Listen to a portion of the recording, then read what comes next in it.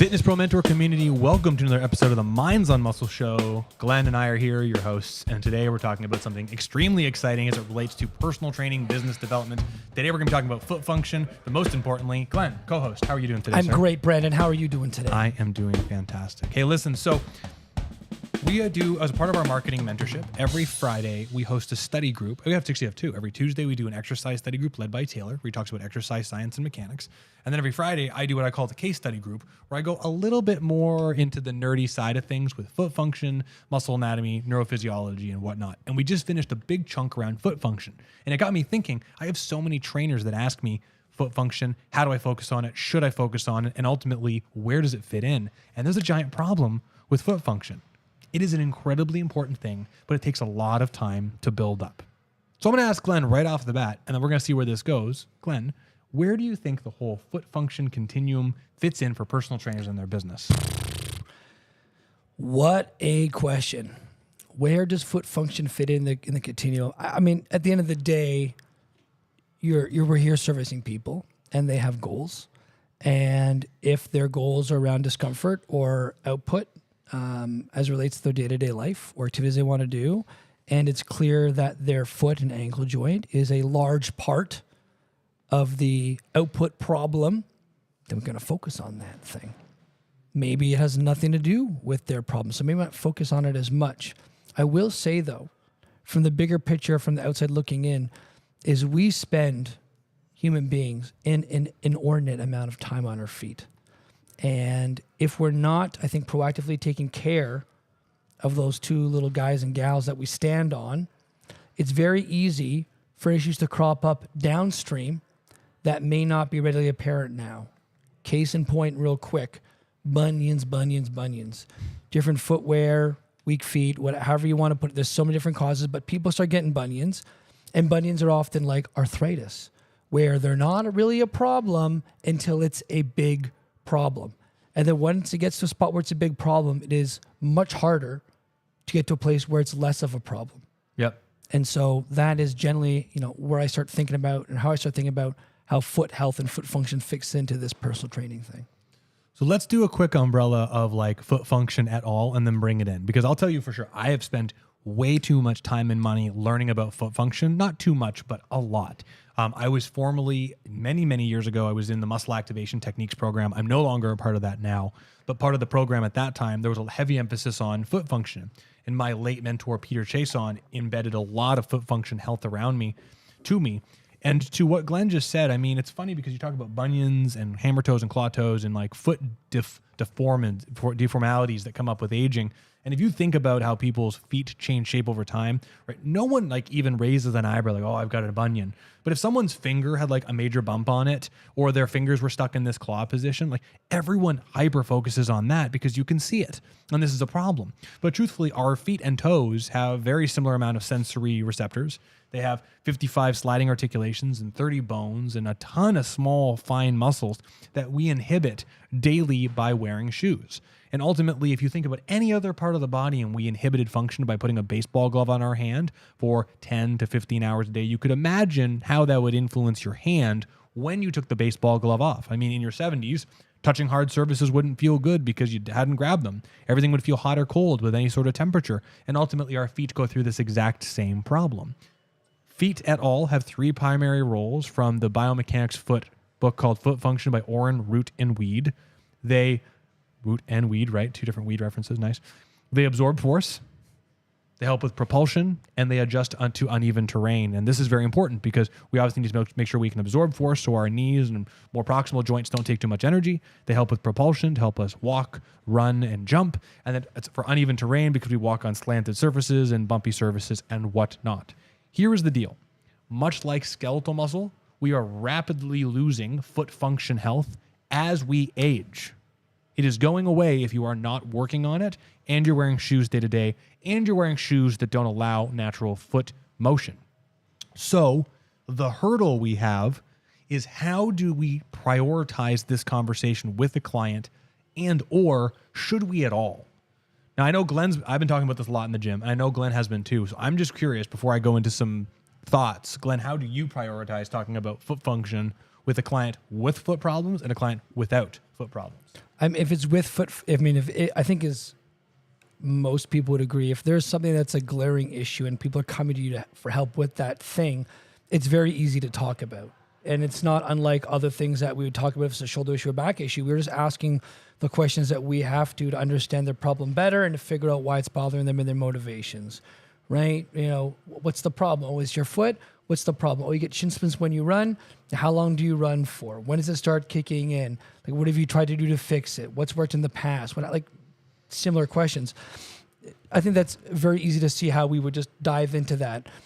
If it's one of those things where it's not like a glaring issue for people, I think it's one of those things where it's just asking leading questions over time to get an idea of how they think about it first.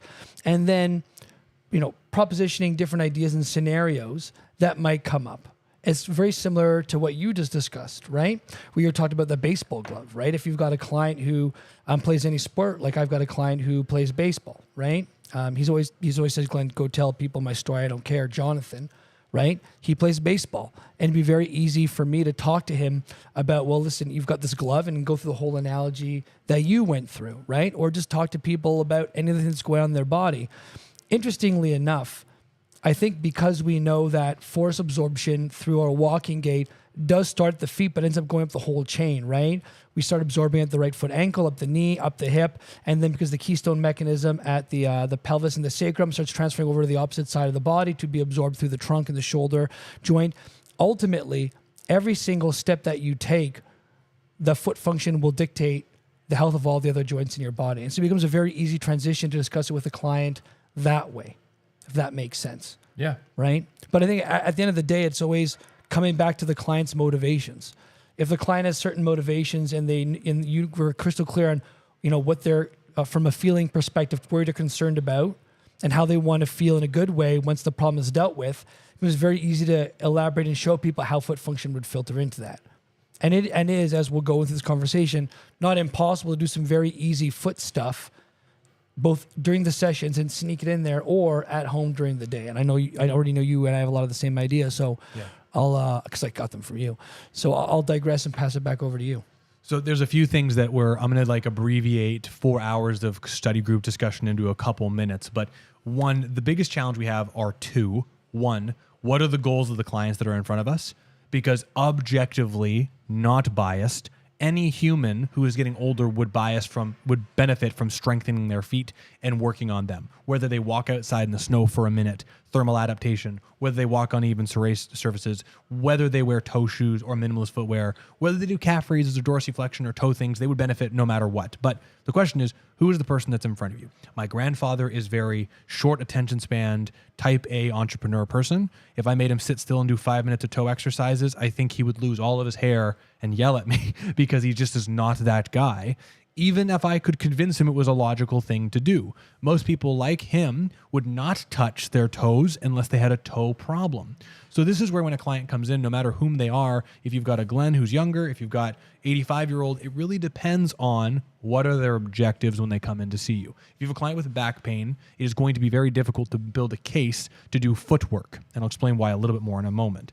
Second, on that same continuum is resources. And yes, money can fall into that continuum, but it's also time, right? If this person comes in front of you, if you think about foot function at all, I've learned about all the different joints, and you can go subtalar joint, talocrural joint, mid-tarsal oblique, mid-tarsal longitudinal, first ray, right? You could create exercises that work on, even if we just look at planar, right? You could look at 6 different motions between 3 different planes, right? We can go calf raise, dorsiflexion, inversion, eversion, and then transverse plane motions, tibial, internal, external. Like, those are 6 exercises. When you think about the length of time it takes to do 6 exercises, if you really focus on them with perfect profiles and perfect technique, right? It takes a lot of time. A session. In a set, it's at least half a session if you're doing it quickly, but it can take a whole session if you're someone who's completely unfamiliar. So I made this mistake. I don't know if you went through this phase. I did, and I lost clients because of it. The clients would come in and they go, my back hurts right here. Point to like L5, S1 area. I'm like, okay, I'm so sorry. We're going to work on your feet first. Why? Well, if we can get the shock absorption of your feet better, it's going to go up to the back. I spent 3 to 4 hours working on foot function exercises. Their back pain 90% of the time did not change, and the client left. This was me imposing my bias on them to work on their feet. Now, did they benefit from me working on their feet? Yes. Did they benefit from the problem they were paying me for? No. Therefore, it was not a fair trade. So this is where we have to think about in the session, how do we triage the time? Glenn already kind of alluded to a few examples of this to make sure that we're solving their problem, but actually working on the foot function at the same time, if it is important.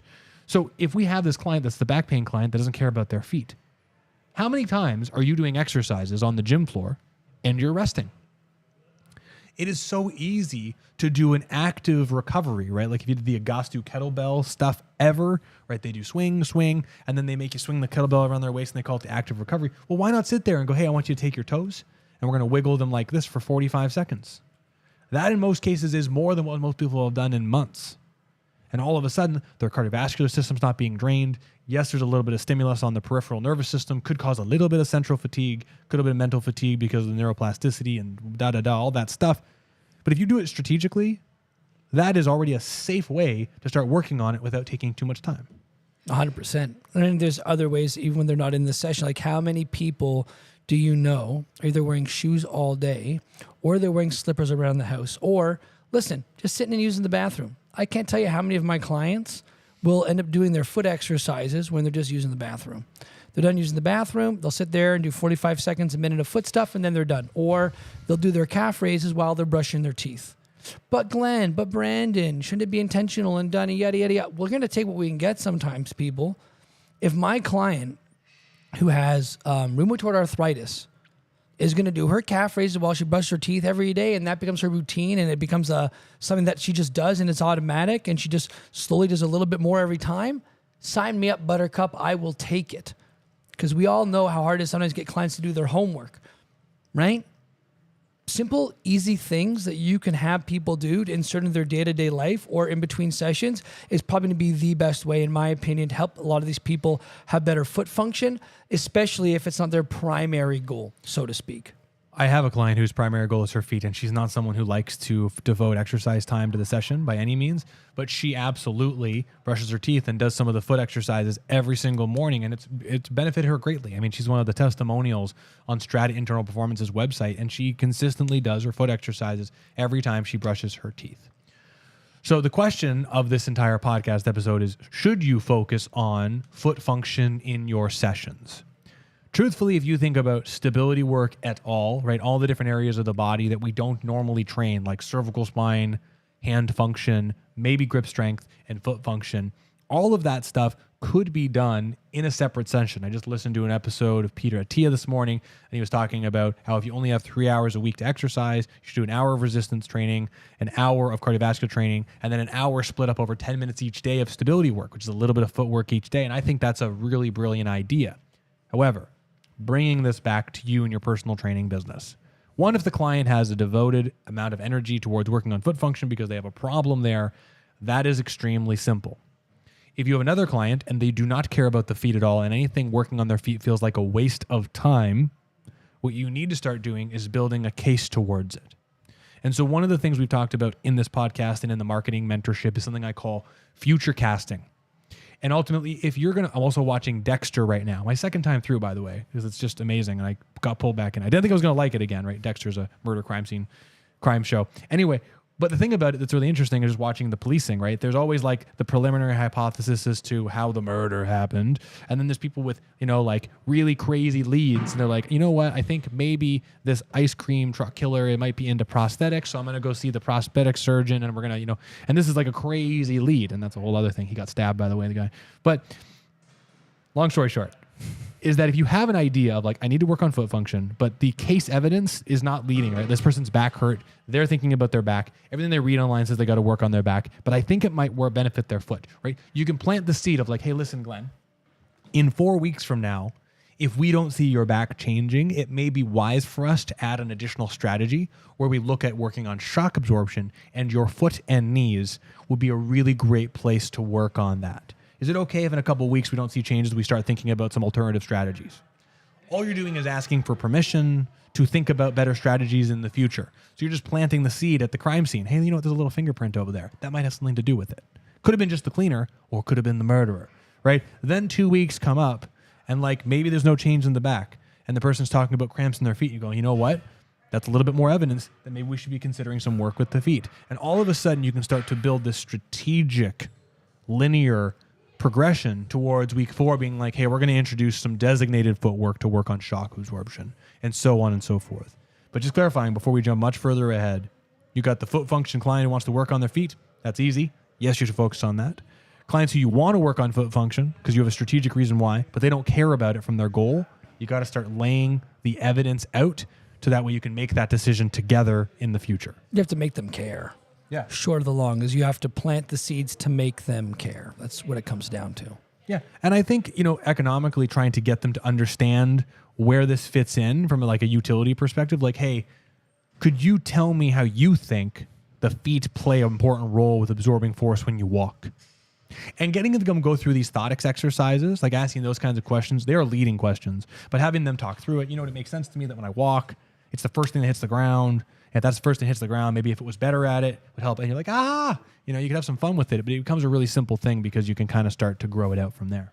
100%. And another, I guess, easy low-hanging fruit is how many people, especially if you're working on either athletic output or people who want to move better in the day-to-day life, balances really comes down a lot of the time, right? You hear this. We hear this up an inordinate amount of time. I did a presentation at in front of like a local women's business group a couple weeks ago. There was 60 ladies in there, and the overwhelming amount of them were after the presentation was like balance. And there's I think this is getting dispelled now, but for a long time, people were like, oh, balance starts in the core. You got to train your core if you want to balance.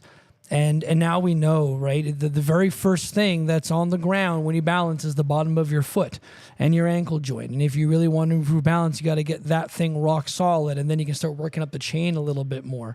Very rarely is somebody's core the main huge contributor to like a balance quote unquote issue. So it becomes a really easy way to get into that conversation, as well as discussing balance with people. Hey, how's your balance these days? Oh, it's not good, Glenn. Okay, well, why do you think your balance isn't great? Oh, I've heard about my core and this, that, and the other. Okay, well, what do you think would happen if we removed all the muscles of your foot and your trunk was super strong? Do you think you'd still be able to balance? Oh, I'm not sure about. And then you kind of go through the thought process with them.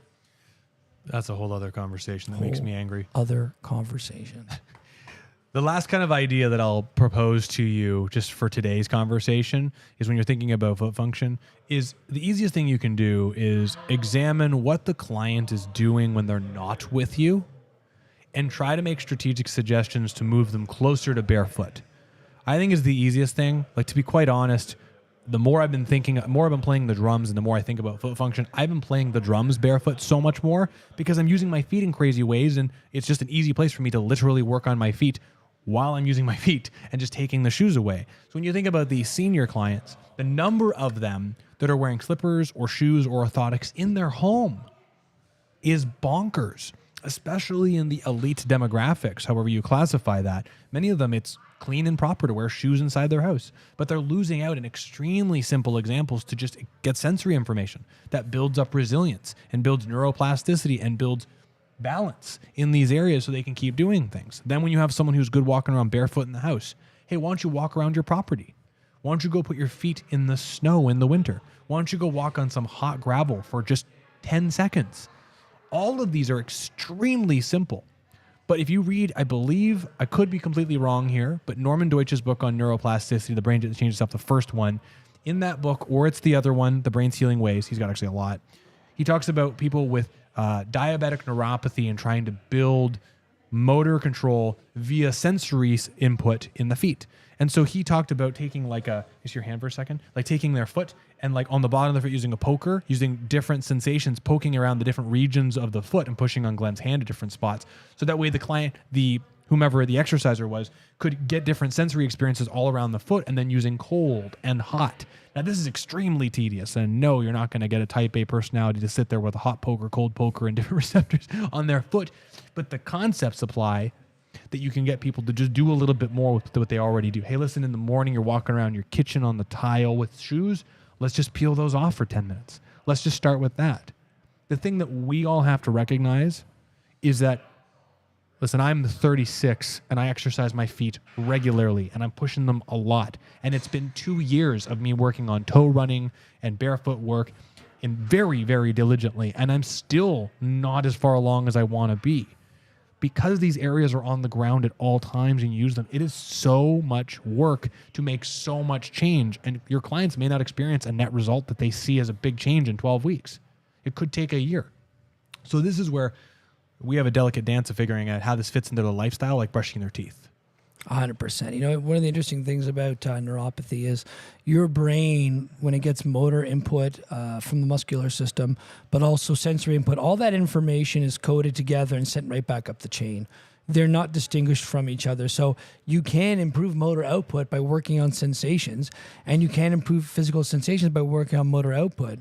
One of my clients, Jonathan, probably one of my greatest gym bromances, so to speak, with one of my clients. Really great guy, just a stand-up dude, like give you the shirt off your back if he needed to, like multiple sclerosis. And for a long time, he could not feel his right leg, any of the muscles of his peroneal groups working. When we first started working together, this guy would walk down a hallway and have to touch the wall for balance because he had so little function. And just by having us work on him being more barefoot and work on dorsiflexion and plantar flexion a little bit every day, it's come back in droves. It's where he can control and contract these muscles, and he couldn't even do it before. And it brings me to tears sometimes thinking about it. When he came in the other day and he said, "Glenn, I'm going through a giant period of healing." I'm going to abbreviate the conversation a little bit, but he said, "I haven't been able to sleep for the past 2 nights because every evening I'm getting an overload of information from my right lower extremity that I haven't felt in years. And because of that, I just don't even know how to describe it. It's too much." And we did a really intense session on that, just working on his feet. He's one of those guys who was like, yeah, like whatever it's going to take to make me feel great, I'm willing to do. I trust you. You just do what you need to do. And we worked really hard on his plantar flexors, his knee flexors, his dorsiflexors, some of his knee extensors in a whole bunch of different ways. It was really, really challenging for him. Got relief during the session, was able to sleep for the next 3 nights because we worked on some of these different areas. And you can get sensation back. And it's been a year plus, a year and a half, maybe almost 2 years of working with Jonathan to get him to this point. But he went from not being able to walk down a hall without balancing to now running bases and playing baseball. And next week is doing and I talk about this a lot, but I'm so proud of him. He's doing like a half marathon uphill hike in Colorado because he's got so much function back in his feet. And this is the power of this stuff. But as Brandon said, you have to be able to have the conversations with people to identify what their greatest obstacles are and work on them and have the knowledge on how to do that in sessions. But also for some of these people who might not be like Jonathan, be able to have the conversation in such a way that you can see, can have them see the importance of this kind of stuff and how them even want to get to a point where they ask for it. They want you to work on this kind of stuff because they understand how it fits down to the overall picture of your health. And that's your job as a fitness professional, an exercise professional, as a consultant in their lives, is to have them understand this information. And I'm sorry, we're not lawyers where people, or surgeons where people just take our word as gospel. It takes us being a little bit lower on that health totem pole. Very low. Right?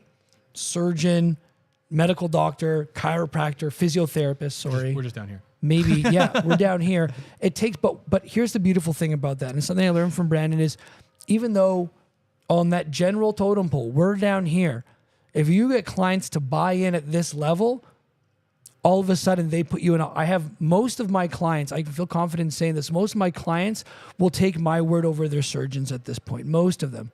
Because we've been working together long enough that they trust what I do. We've been doing some great work with them. They see the progress, they see the results. And because of that, they'll now take the word of what we have to say with them, and they'll consult with us before they get a surgery. They'll consult with us before in specific contexts. In specific context, for sure. I shouldn't say that, right? Like, yeah. I'm not talking about, like, I'm not doing cancer consulting, but like my clients regularly will consult with me, like, should I get shoulder surgery? Should I get knee surgery? Do I need this foot thing? I'm not there to be like yes or no, but I'm here to be like, let's talk about it, and I'll give you as much information. You make the choice. But that's where you have to get to. And that's one of the beautiful gifts about being lower down here, is that you get so good at having those conversations and building those relationships, you get clients for life. For life. You know, it's like a cheesy example, and then we'll move on to our picks of the weeks. Yeah. But I mean, if you, let's say you have $100,000 in the bank and you have it in a GIC giving you 3%, right? And that's nice because that's $3,000 a year that you can live off of. But let's say every year you pull out $4,000.